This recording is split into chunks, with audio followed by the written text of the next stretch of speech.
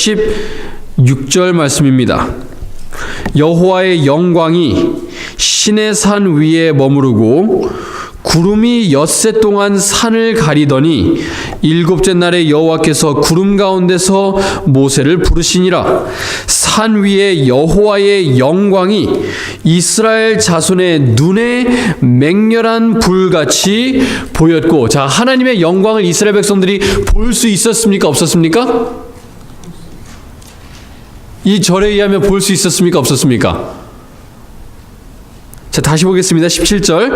산 위에 여호와의 영광이 이스라엘 자손의 눈에 맹렬한 불같이 어떻게 됐습니까? 보였고, 그럼 이스라엘 백성들이 하나님의 영광을 어느 정도는 보았지요?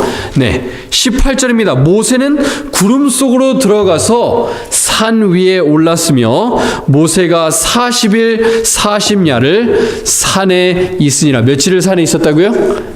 네, 40주야를 산에 있었습니다. 자, 그리고 나서 25장부터 25장, 26장, 27장, 8장, 9장, 30장, 31장까지는 무엇에 대한 내용인가 하면 지금까지 저희가 공부했던 성소에 대한 내용으로 쭉 나옵니다. 네. 하나님께서 모세에게 십계명을 주시기 위해서 산 위로 부르셨는데, 실제로 25장부터 31장에서 나오는 내용은 거의 90% 이상이 다 무엇에 대한 내용인가 하면 성소를 어떻게 짓고 제사장이 어떤 옷을 입으며 성소에서 어떤 일들이 일어나야 되는지에 대한 내용이 대부분을 이루는데, 다른 내용은 딱 한 가지가 있습니다. 31장 12절 말씀 보겠습니다. 31장 12절의 말씀입니다. 여호와께서 모세에게 말씀하여 이르시되 너는 이스라엘 자손에게 말하여 이르기를 너희는 나의 안식일을 지키라. 이는 나와 너희 사이에 너희 대대의 표징이니 나는 너희를 거룩하게 하는 여호와인 줄 너희가 알게 함이라. 자, 하나님께서 이 모세를 처음으로 40일 동안 시내 산으로 부르고 나서 계속해서 하셨던 내용은 무엇에 대한 내용이었어요? 성소를 어떻게 지어야 되는지, 그리고 제사장이 어떤 옷을 지어야 되는지, 계속 성소에 대한 내용이었는데, 마지막으로 하나님께서 강조하신 계명이 무슨 계명인가 하면 안식일 잘 지켜라 했어요. 첫 번째 계명, 두 번째 계명, 세 번째, 다섯 번째부터 10번째 계명을 하나님께서 물론 언급을 하실 수도 있었지만, 언급을 하셨을 수도 있겠지만, 성경에 기록된 10계명 중에 계명은 어떤 계명밖에 없는가 하면 넷째 계명만 하나님께서 시내산에 부르셨을 때 모세에게 이야기한 것이 나옵니다. 자, 그런데요, 18절 말씀을 보겠습니다. 여호와께서 시내산 위에서 모세에게 이르시기를 마치신 때에 증거판 둘을 모세에게 주시니 이는 돌판이요 하나님이 친히 쓰신 것이더라. 하나님께서 모세에게 돌판을 주시기 위해서 시내산 위에 부르셨고, 시내산에 40일을 있다가 이제 모세가 내려와야 되는데, 32장 말씀을 보겠습니다. 32장 1절입니다. 백성이 모세가 산에서 내려옴이 더딤을 보고 모여 백성이 아론에게 이르러 말하되 일어나라, 우리를 위하여 우리를 인도할 신을 만들라. 네. 모세가 며칠을 산에 있었습니까? 40일을 산에 있었어요. 이스라엘 백성들이 모세가 산에 올라갈 거라고 얘기를 듣고 모세가 산에 올라가는 건 알겠는데 그 이후로는 어떻게 됐는지 알아요, 몰라요? 알 수가 없습니다. 지금까지는 모세가 인도하는 대로, 모세가 구름 기둥과 불 기둥을 따라가면은 그 모세를 지금까지 따라왔고, 모세가 하나님의 말을 늘 대언해 왔는데 40일 동안은 이제 모세를 볼 수가 없었습니다. 하나님께서 시내산에 영광으로 나타나셔서 불과 지진으로 임하셔서 십계명의 말씀을 받고 난 그 이후로부터 모세가 어떻게 되었는지, 살아있는지 죽어있는지조차 알 수가 없어요. 그랬을 때 백성은 아론에게 우리를 위하여 우리를 인도할 신을 만들라라고 이야기를 합니다. 이 모세 곧 우리를 애굽 땅에서 인도하여 낸 사람은 어찌 되었는지 알지 못함이니라. 아론이 그들에게 이르되 너희의 아내와 자녀의 귀에서 금고리를 빼어 내게로 가져오라. 자, 이스라엘 백성들을 인도하여 낸 사람이 모세였습니까? 하나님이었습니까? 네, 하나님이었어요. 이스라엘 백성들이 모세가 산 위에 있을 때 산 위에 하나님의 영광이 있었어요? 없었습니까? 있었어요. 이스라엘 백성들은 시내산 밑에 있으면서 위를 바라보면 하나님의 영광이 시내산 위에 내려와 임해져 있는 것을 봄에도 불구하고 아론을 불러서 뭐라고 얘기하는가 하면 우리를 위해서 신을 만들라, 우상을 만들라 라고 얘기를 합니다. 산 위에 맹렬한 불이 보이지 않았다면 모르겠습니다만 눈을 들어서 보기만 하면은 하나님의 영광이 직접 보이는 그 와중에도 아론에게 말하기를 우리를 위해서 신을 만들라 라고 얘기를 해요. 우리를 인도하여 낸, 그리고 앞으로 우리를 인도할 신을 우리가 좀 눈으로 보고 싶다 이겁니다. 자, 왜 그런가? 여러분 책꽂이를 출애굽기 32장에 꽂아 놓으시고 왜 이런 요청을 했는지 좀 보겠습니다. 출애굽기 20장을 보겠습니다.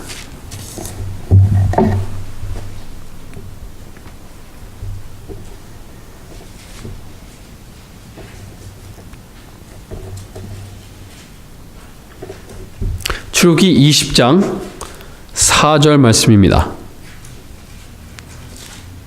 왜 이스라엘 백성들이 이 산 위에 하나님의 영광이 눈에 직접 보임에도 불구하고 신을 만들라고 얘기를 했는가? 출애굽기 24장 4절을 보면 이렇게 말씀하십니다. 너를 위하여 새긴 우상을 만들지 말라. 또 위로 하늘에 있는 것이나 아래로 땅에 있는 것이나 땅 아래 물속에 있는 것에 어떤 형상도 만들지 말며 그것들에게 절하지 말며 그것들을 섬기지 말라. 하나님께서 분명히 이스라엘 백성들에게 그들이 들을 수 있게 말씀하셨습니다. 우상을 만들면 안 된다. 그들에게 절해서도 안 되고 그들을 섬겨서도 안 된다라고 말씀을 하셨는데 이것은 무엇에 포함된 계명입니까? 10계명에 포함된 계명이에요. 네, 하나님께서 10계명을 어떤 말씀으로 시작을 하셨습니까? 2절 말씀 보겠습니다. 나는 너를 애굽 땅 종 되었던 집에서 인도하여 낸 너의 하나님 여호와니라. 이스라엘 백성들이 신을 만들어 달라고 했을 때 이 말씀과 아주 비슷한 말씀으로 아론에게 가서 얘기했습니다. 우리를 앞으로 인도할 신을 만들어 달라고 얘기를 합니다. 지금까지 인도해 주신 분은 누구신데? 하나님이신데. 우리가 10계명은 무슨 율법이라고 배웠습니까? 자유의 율법이라고 배웠습니다. 왜 자유의 율법이에요? 2절에 그 답이 나와 있어요. 너희가 애굽에서 종살이하고 있을 때, 노예로 살아가고 있을 때, 너희가 자유가 전혀 없는 그곳에서 살아가고 있을 때 자유를 준 사람이 누구냐? 바로 나 하나님이 아니냐? 지금까지 너희가 노예로만 살아왔기 때문에 자유로운 삶이 어떤 삶인지 모르지 내가 가르쳐 줄게 해서 그 자유로운 삶의 모습으로 가르쳐 주신 것이 무엇이었습니까? 바로 10계명이었어요. 왜 이스라엘 백성들이 우리가 앞으로 우리를 인도해낼 신을 만들어 달라고 얘기를 했는가 하면 그들이 몸은 자유로웠지만 무엇이 자유롭지 못했는가 하면 마음이 자유를 경험하지 못했기 때문에 그래요.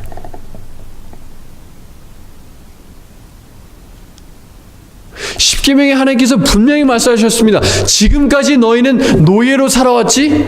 이집트의 종으로 살아오면서 너희가 만들기 원하지 않는 이집트의 신상 지금까지 만들어왔지? 이제부터는 그러지 않아도 된다. 지금까지는 너희가 힘들게 이집트 사람들의 우상을 만들어내면서 고생했지만 앞으로는 절대로 우상 만들지 않아도 된다. 왜냐? 너희는 자유로우니까.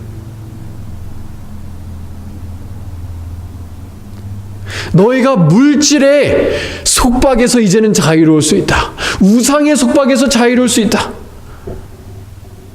지금까지는 너희가 보는 것을 따라서 살아왔지만 이제는 보는 것에 따라서 사는 것이 아니라 이제 눈에 보이지 않는 것, 믿음으로 살아가면 된다.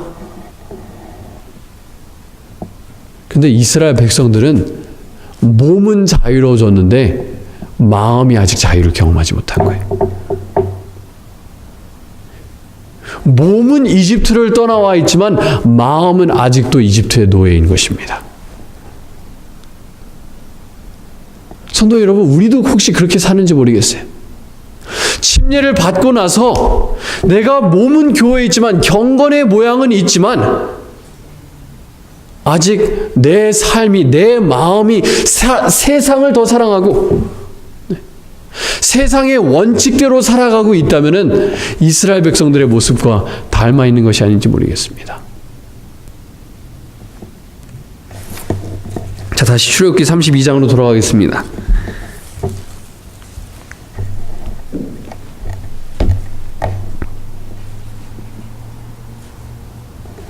출애굽기 32장 4절의 말씀입니다.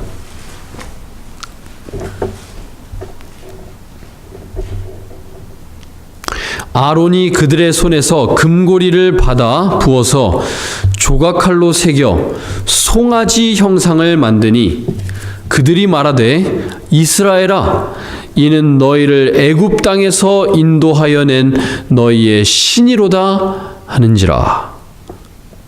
아론이 보고 그 앞에 제단을 쌓고 이에 아론이 공포하여 이르되 내일은 누구의 절일이니라? 여호와의 절일이니라 하니 이튿날에 그들이 일찍 일어나 번제를 드리며 화목제를 드리고 백성이 앉아서 먹고 마시며 일어나서 뛰놀더라. 이스라엘 백성들이 그 금송아지에게 절하고 그 금신상을 섬길 때 어떤 신을 섬긴다고 생각하면서 그렇게 했을까요? 이집트의 신을 섬긴다고 생각을 했을까요? 아니에요. 아론이 그 금송아지를 만들고 나서 여호와의 절일이다. 그리고 이 신이 너희를 이집트에서 인도해낸 그 신이다. 그 신 누구였어요? 여호와였습니다. 그리고 이 신을 만들고 나서 이제 우리가 이제 축제를 벌일 것인데 그 축제는 누구의 축제다? 여호와의 축제다라고 얘기를 했어요. 이스라엘 백성들이 우상을 만들어 절하면서 누구에게 절한다고 생각을 했는가 하면 하나님께 예배드린다고 생각을 했어요. 여기 번제와 화목제 나오고 먹고 마시는 건 나오죠. 이게 뭐 할 때 하던 거였습니까? 하나님과 언약 세웠을 때. 십계명을 받고 나서 하나님과 언약을 세울 때 그들이 번제와 화목제를 드리고 먹고 마시는 일을 했는데 그 일들을 하면서 우리가 하나님께 예배드리고 있다라고 그들은 어떻게 생각하냐면 착각한 거예요. 착각.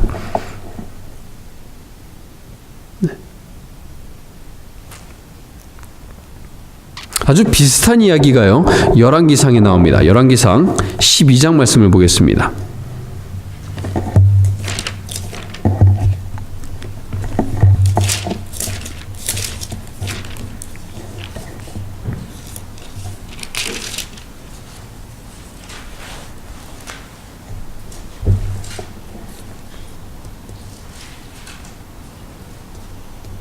열왕기상 12장 말씀을 보시면요.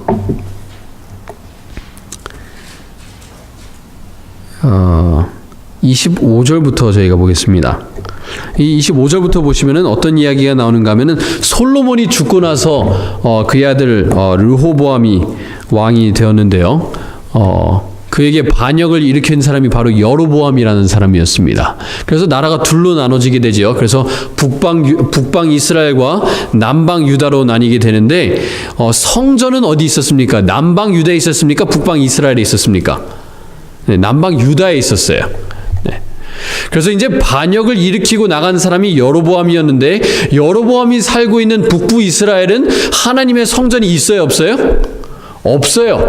그래서 여로보암이 생각하다 보니까 사람들이 내 쪽으로 넘어오기는 했는데 이제 축제일만 된다면, 하나님의 성일만 된다면 어딜 갈 것이다? 남방 유대에 가서 예배를 드리겠구나 라는 생각을 하다 보니까, 그러다 보면 이스라엘 백성들이 계속해서 저쪽으로 넘어가다 보면은 유다로 가서 완전히 내 나라를 언젠가는 뺏길 수도 있겠구나 라고 생각을 했습니다. 그래서 26절입니다. 여로보암이 이렇게 얘기합니다. 그의 마음에 스스로 이르기를 나라가 이제 다윗의 집으로 돌아가기로다. 왜냐하면 성전이 남방 유다에 있기 때문에, 만일 이 백성이 예루살렘에 있는 여호와의 성전에 제사를 드리고자 하여 올라가면 이 백성의 마음이 유다 왕 된 그들의 주 르호보암에게로 돌아가서 나를 죽이고 유다의 왕 르호보암에게로 돌아가리로다 하고, 이에 계획하고 두 금 송아지를 만들고 무리에게 말하기를 너희가 다시는 예루살렘에 올라갈 것이 없도다. 이스라엘아, 이는 너희를 이 애굽 땅에서 인도하여 올린 너희의 신들이라 하고, 하나는 베델에 두고 하나는 단에 둔지라.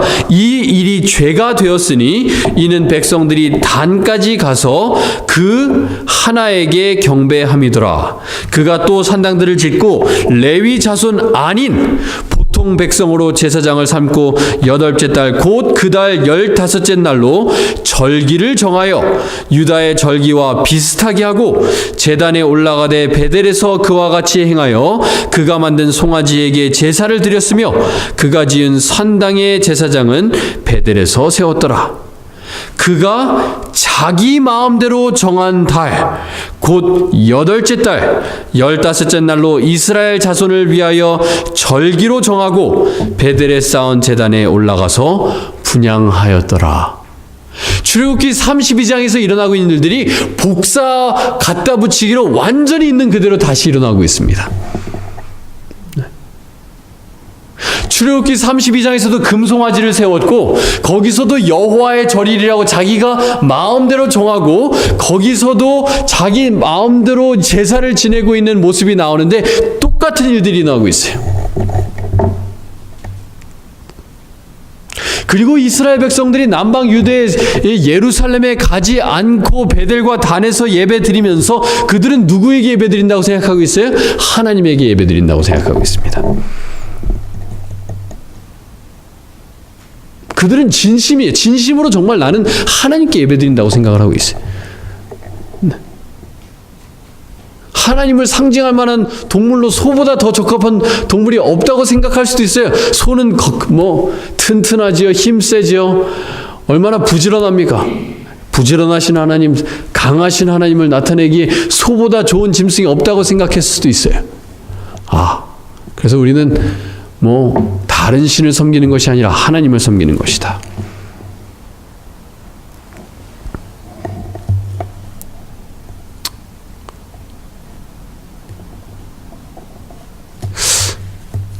그런데 문제는 뭐냐면요. 하나님께서는 분명히 계명에 우상을 만들지 말라라고 말씀하셨어요. 이스라엘 백성들이 그 둘째 계명을 범할 때에 우리는 첫째 계명도 지키고 있고 셋째, 넷째, 다섯째부터 10번째 계명 다 지키고 있고 하나님을 잘 섬기고 있고, 그냥 우리가 조금 바꾼 거는 뭐밖에 없다? 2번째 계명밖에 없다. 큰 문제 있어요, 없어요? 우리는 90% 지키고 있다. 첫 번째 계명 지키고 있고 세 번째 계명 문제 있어요, 없어요? 없다고 그들의 마음속에는 생각을 했어요.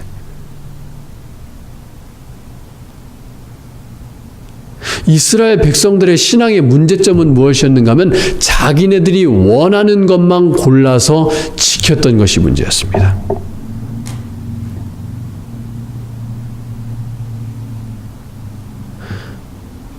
우리가 어기는 계명이 첫 번째 계명이든지 두 번째 계명이든지 세 번째 계명이든지 그것이 어떤 계명이든지 많은 경우에 있어서 그것을 어기면서 내가 그 외의 90%는 잘하고 있기 때문에 하나님을 잘 섬기고 있다라고 착각할 수도 있지만, 하나님께서 원하는 것은 우리의 마음 전체를 원하시는 거예요.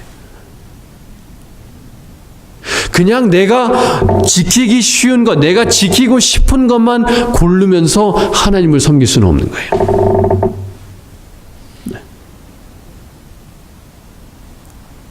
그것이 첫 번째 계명이 됐든지 10번째 계명이 됐든지 상관이 없어요. 그것이 용서하라는 계명이 될 수도 있어요. 아니면 사랑하라는 계명이 될지도 모르겠습니다. 아니면 그 외에 성경에서 우리에게 주는 교훈들 중에서 하나님께서 우리 개인적으로 주는 계명들에서 그냥 내가 원하는 것만 골라서 하나님을 섬길 수는 없는 것입니다. 그러면서 이스라엘 백성들은 하나님을 섬긴다고 생각했지만 하나님은 그 예배를 받지 않으셨어요. 그들의 예배의 모습은 완전히 다른 모습으로 변해 있었습니다. 이제 모세와 아론이 산 위에서 내려오면서 죄송합니다. 아론이 아니죠. 모세와 여호수아가 같이 산에서 내려오면서 여호수아가 굉장히 의아해했습니다. 산 밑에서 소리가 들리는데 전쟁 같은 소리가 들려요. 그래서 그가 모세에게 묻습니다. 저 밑에서 도대체 무슨 일이 일어나는 거죠? 혹시 전쟁이 일어난 거 아닙니까? 왜 그런 생각을 했습니까? 그들이 알고 있었던 예배의 모습과는 완전히 다른 모습의 예배로 변모해 있었기 때문에 그렇습니다. 이스라엘 백성들이 예배드리는 이 모습을 보면 거기서 뛰놀더라 라고 얘기하고 있어요. 여러분 열왕기상 18장 말씀 보겠습니다. 열왕기상 18장 말씀입니다.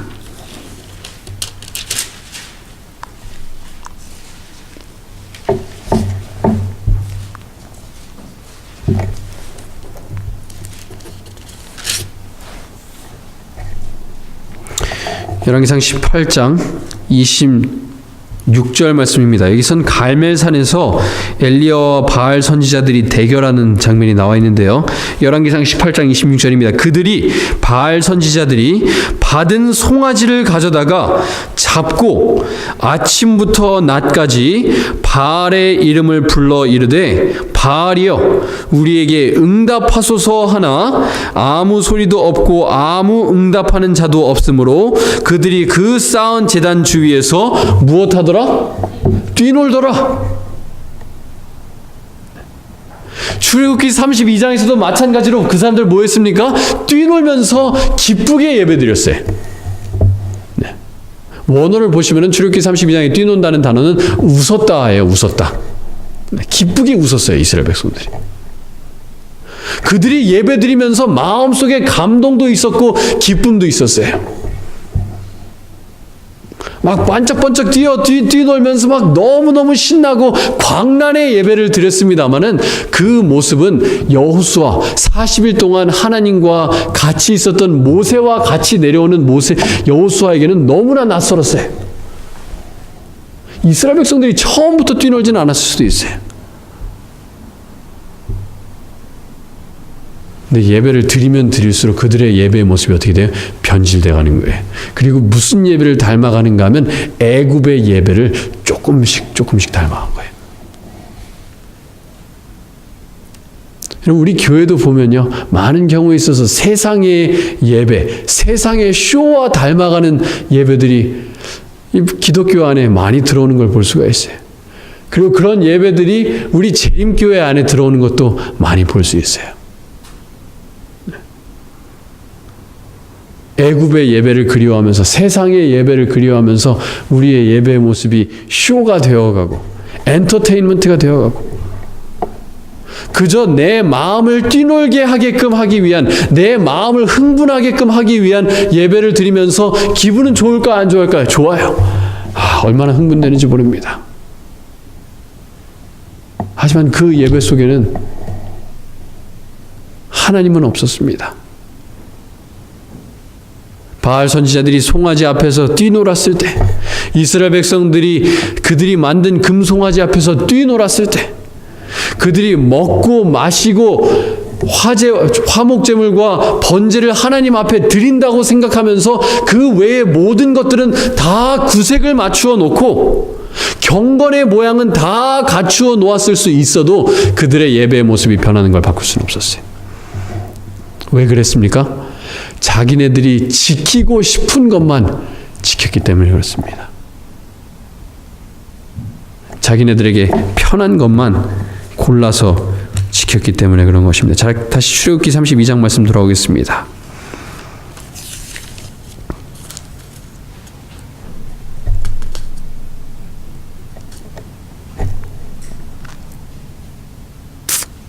출애굽기 32장 9절 말씀입니다. 여호와께서 또 모세에게 이르시되 내가 이 백성을 보니 무엇이 뻣뻣한 백성이로다? 목이 뻣뻣한 백성이로다. 이스라엘 백성들의 문제점을 하나님께서는 이렇게 진단하십니다. 이스라엘 백성들은 목이 뻣뻣하다라고 말씀하세요. 그럼 목이 뻣뻣하다는 것은 무슨 의미일까요? 여러분 다 같이 사도행전 7장 말씀을 보시면은 목이 뻣뻣한 것이 무슨 의미인지가 나옵니다. 이스라엘 백성들이 목이 뻣뻣하다는 것이 무슨 의미였을까요? 다 같이 보겠습니다. 사도행전 7장 51절의 말씀입니다.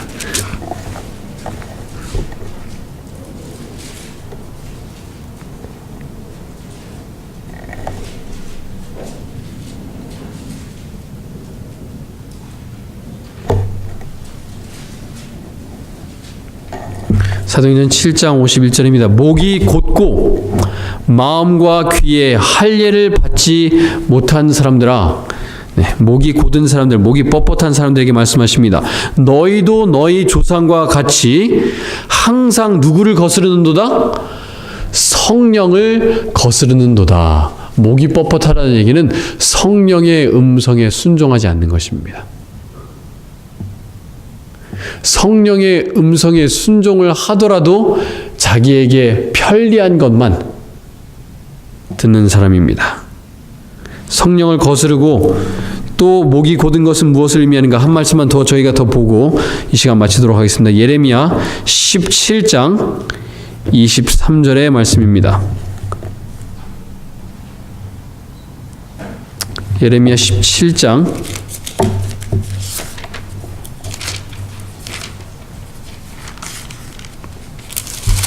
23절입니다.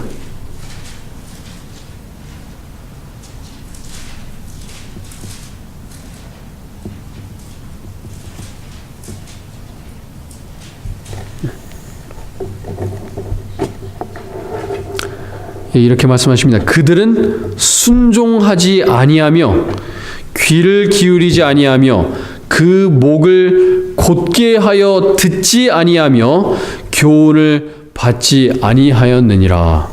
목이 곧은 것을 무엇이라고 표현하시는가 하면 듣지 않고 순종하지 않는 것을 가리켜서 목이 곧다라고 표현하시는 것입니다. 성령을 거스르고 듣지 않고 순종하지 않는 것, 그것이 목이 곧은 거다라고 성경은 얘기해요. 사랑하는 성도 여러분, 여러분이 어떤 말씀을 들으시든지 그 말씀에 순종하고자 하는 마음을 가지셨으면 좋겠습니다. 그것이 나를 힘들게 하는 말씀이라고 하더라도, 나를 인간적으로 봤을 때, 세상적으로 봤을 때 내가 불리해지는 거라고 하더라도, 내 육체의 생각과는 완전히 반대되는 길이라고 하더라도 내가 거기에 순종하려고 하는 마음이 있는 사람이 목이 곧지 않은 사람인 것입니다. 이스라엘 백성들이 애굽에서 나왔지만 그들의 마음은 아직도 애굽에 있었어요. 그들이 하나님께서 주시는 것 중에서 자기가 편리한 것만 취하고 애굽의 것도 같이 취하려고 하는 마음이 있었던 것입니다. 사랑하는 성도님 여러분, 세상의 것과 하나님의 것을 같이 취하려는 마음 절대로 갖지 않으시기 바랍니다. 하나님 것만을 우리가 취하려고 하는 마음을 가지셔야 돼요. 요한복음 7장 17절 말씀 보고 저희가 마치겠습니다. 요한복음 7장 17절입니다. 사람이 왜 목이 굳어지는지 여기 나와 있습니다. 요한복음 7장 17절입니다. 사람이 하나님의 뜻을 행하려 하면 이 교훈이 하나님께로부터 왔는지 내가 스스로 말함인지 알리라. 누군가 말할 때, 성령님께서 내게 말씀해 오실 때, 목회자가 설교를 할 때 혹은 성경 공부를 하실 때 어떤 말씀을 들을 때 이것이 하나님께로부터 왔는지 아닌지를 판단할 수 있는 방법을 여기서 말씀하시는데, 어떤 사람은 알아들을 수 있는가 하면은 어떤 것이든지 행하고자 하는 마음이 있는 사람은 알아들을 수 있다라고 말씀하시는 거예요. 어떤 말씀을 듣기 전에, 자, 오늘 설교 말씀 중에서 이것이 하나님의 뜻이라면은 내가 어려워도 나는 순종할 것이다 라고 결심하는 사람이 마음속에 감동을 받고, 그런 사람이 하나님의 말씀을 듣고 성령의 음성에 귀를 기울일 수 있는 사람이라는 거예요.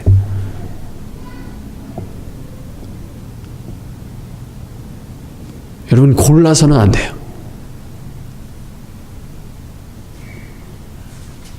편식해서는 안 됩니다.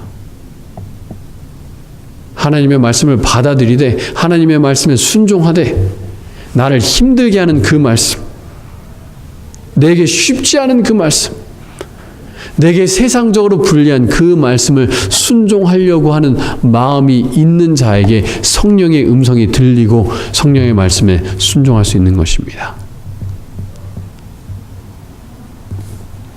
사랑하는 성도 여러분, 모든 하나님의 말씀에 순종하고자 하는 마음을 가지시고 결심하셔서 성령님의 음성을, 세미한 음성을 들으실 수 있는 여러분과 제가 되길 바라면서 오늘 말씀 드리도록 하겠습니다. 다 같이 일어나셔서 마치는